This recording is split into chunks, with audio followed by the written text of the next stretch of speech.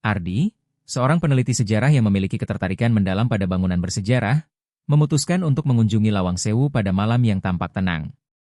Semarang, kota yang terkenal dengan jejak kolonialnya, menyimpan banyak cerita, dan Lawang Sewu adalah salah satu yang paling menarik perhatian Ardi.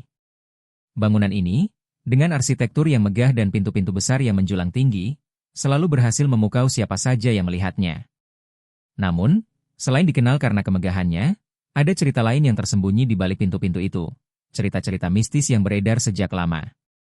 Pada malam itu, udara kota Semarang terasa lembab.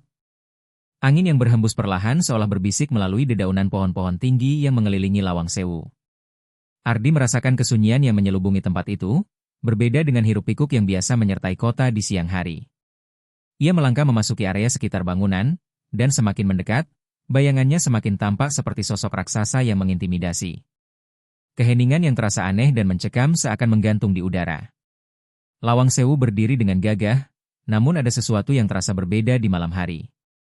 Cahaya rembulan yang memantul pada kaca jendela besar memberi kesan misterius pada bangunan tua itu.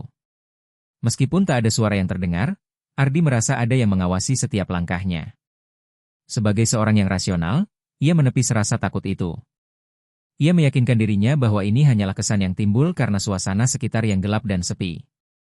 Tapi hatinya tetap terasa tidak tenang. Setelah mengisi buku tamu di depan pintu masuk utama, Ardi melangkah ke dalam bangunan. Lorong panjang dengan lantai marmer yang mengkilap memantulkan bayangannya, memberi kesan suram di tengah kegelapan malam. Setiap langkahnya terdengar menggema, seakan menyatu dengan keheningan yang mencekam. Di sisi kiri dan kanan, pintu-pintu besar yang tertutup rapat hanya memperlihatkan jejak-jejak debu yang tak terjamah. Pintu-pintu itu seolah menyembunyikan kisah-kisah yang tak ingin dibuka. Namun Ardi tahu, inilah yang membuatnya tertarik untuk mengeksplorasi lebih jauh. Ketika ia melangkah lebih jauh ke dalam, mata Ardi teralihkan oleh berbagai benda kuno yang tersebar di sepanjang lorong. Meja-meja kayu tua, kursi-kursi yang sudah aus, dan lukisan-lukisan pudar yang menggantung di dinding. Setiap detail di bangunan itu mengingatkan pada masa lalu yang penuh dengan sejarah dan kenangan yang tersimpan rapat. Namun, ada sesuatu yang aneh. Ruangan yang satu terasa lebih dingin dibandingkan yang lain.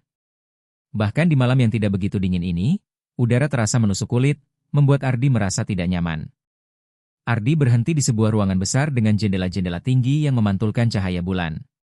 Ia berdiri di sana beberapa saat, memandangi suasana luar yang sunyi. Namun entah mengapa ia merasa ada yang mengintai. Tiba-tiba, ia mendengar suara langkah kaki.